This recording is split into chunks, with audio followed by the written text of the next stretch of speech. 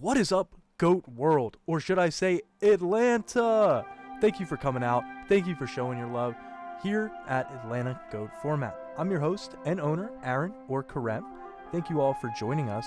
We had an amazing turnout on Saturday with over 26 players coming out, turning out, and showing out for GOAT Format. We had a really nice, diverse breakdown at the event with a couple different interesting decks that we'll get into in a little bit, and then we're breaking down into the top 8 deck lists. Before we get into that, we're going to go in and look at the breakdown of the tournament overall. So in our pod collection tournament, we had 26 players show up, and 31% of them were playing the most coveted, most popular strategy of Chaos Turbo. To follow that up, we had the Warrior strategy coming in at the second peg with a couple different diverse decks throughout. And then Panda Burn, my all-time favorite, coming in and taking in 12% of the event. And then Earth Aggro making some swings. The Florida Mans were in the building.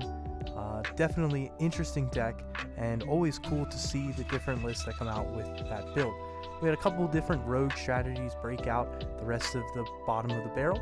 Moving on to the top 8, we had Warriors, coveted by the side deck's very own Dallas Bailey, coming out on top. Followed up by Chaos Turbo, then Chaos Drop Off, which is an interesting build that's been picking up steam lately in the GOAT circuits. And then of course, Chaos Control kind of rounds out the rest of the event with Panda Burn sneaking in there at the 5th spot. Let's go ahead and take a look at the deck profiles. To kick off our top 8, we had Atlanta's very own James Hames dropping in and dropping some heads with the ever so popular Chaos Turbo strategy. Really nothing different or out of the usual here, except for maybe the 3rd Chaos Orc sneaking in there in a side spot. But just overall seeing exactly what we've been seeing in the more refined GOAT circles, the 3 Rikeki breaks over the Phoenix Wind Blast, the Jars and the Upstarts to add consistency, and the 3 Zombiras making it into the side, being the spy killer that it is. Just a very well kept up with the times, very in the know Chaos Turbo deck list. Congratulations to James as we move on to the 7th place, which was Corey Dale, also coming out and playing the Chaos Turbo strategy. He went ahead and kind of shook it up a little bit, threw in a little more cards to deal with like those pesky Warrior matchups with the Sakus in main. But really, again, nothing really out of the interesting. Again, he was on the same idea with the 3 Zombiras being the spy killer. So again, just another overall good strategy and good deck list from Corey Dale. Congratulations to you on 7th place. Moving on to 6th place, we had Clay Miller dropping in with, again, the Chaos Turbo list.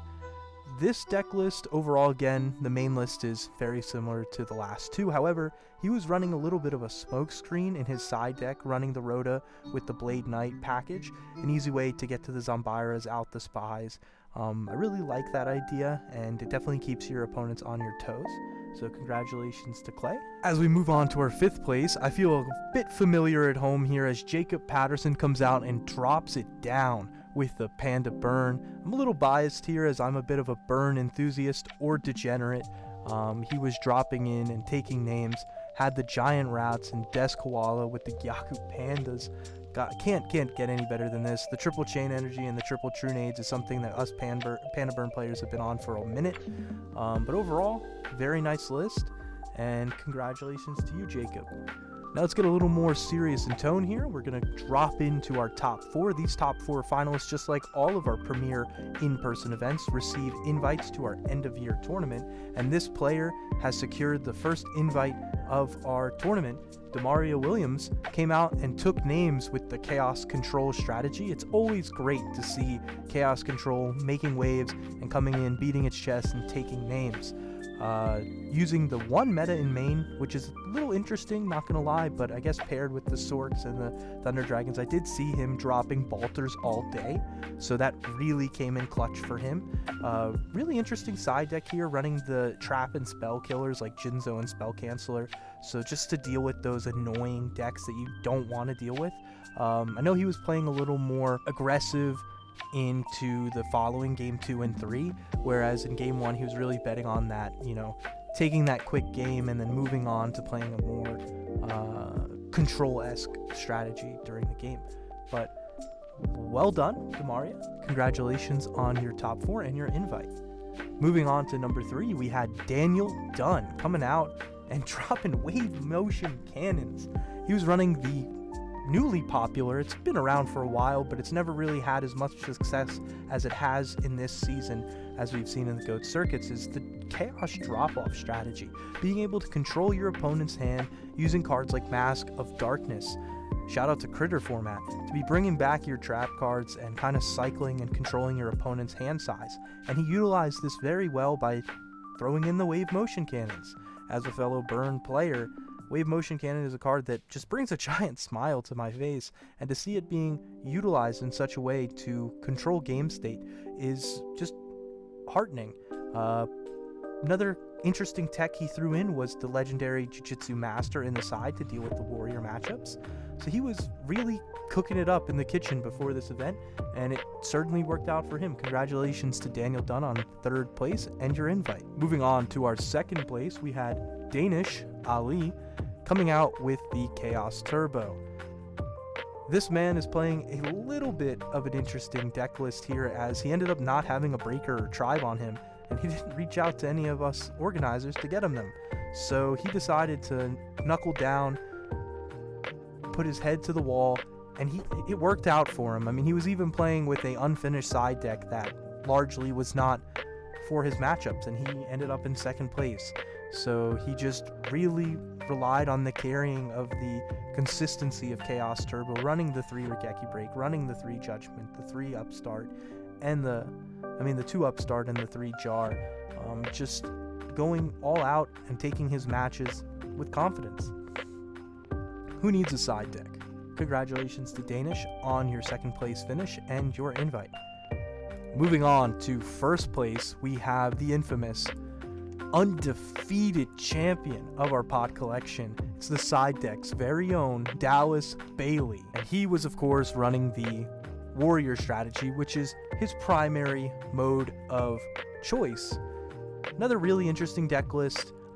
Really like the Reaper making its way into warriors, really solidifying itself in there as being a kind of like pesky card like Dawn to take cards out of your opponent's hand, but also be that kind of defensive card that you need in warriors when you find yourself in a difficult position.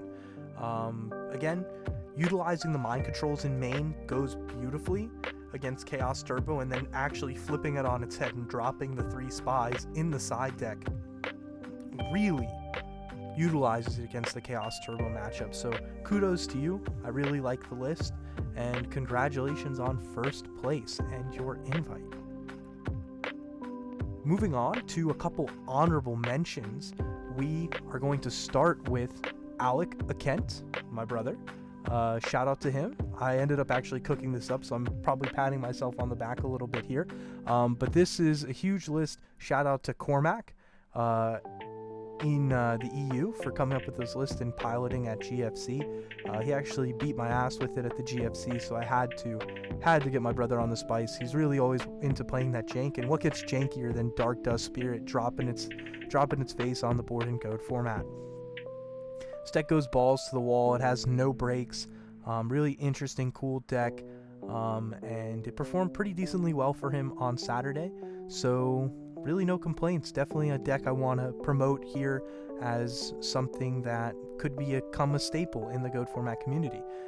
Thanks to Shaggy for piloting and advancing along with Cormac the Earth aggro strategy as it continues to make waves throughout the community. Moving on to our final honorable mention, we have Tala Khan, and he is piloting a very interesting Bazoo-ish return deck that really utilizes the XYZ Dragon Cannon monsters. Yes, you heard that right. The XYZ Dragon Cannon monsters. I don't know if anyone was cooking as much as Tala was with this deck, but he had some really fun matches and some really cool duels all Saturday, and we just had to spotlight this deck. With cards like Shining Angel being able to get into your Y Dragon Head and your Z Metal Tank, and then being able to bring them back with return, or making the XYZ Dragon Cannon was just absolutely incredible to see. It's not something that you see in GOAT format every day, and he decently performed at the tournament with this very interesting, spicy list. So it's always cool to see when people are having fun, doing well, and coming out with these, these creative decks. That's going to do it for our deck profiles. If you ended up missing this tournament on Saturday, do not worry. We are going to have more Premier GOAT events this season. In fact, March 10th, we have our second Premier GOAT event coming up. We're going to be setting sail to the Duelist Kingdom. Again, this is going to be hosted at Charlie's Collectible Show, and we're going to be competing it out and decking it out for the OLED Switch and a couple additional prizes. We'll also have an Edison side event. All those rules and details and information will be in the description, so go ahead and check it out. Make sure you don't want to miss it. And if you can't make it out to that event, or if you're just an overachiever and are making it out to compete at all these GOAT events, one event you definitely don't want to miss, all gas, no brakes, is our GOAT Grand Prix.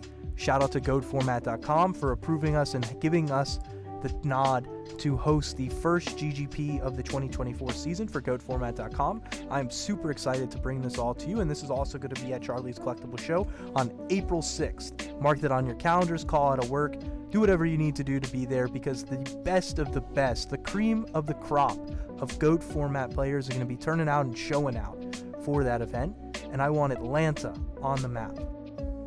Thank you all for joining me in this recap, and if you enjoyed it, give it a like, comment, and subscribe. This is Arin, your host of Atlanta GOAT Format.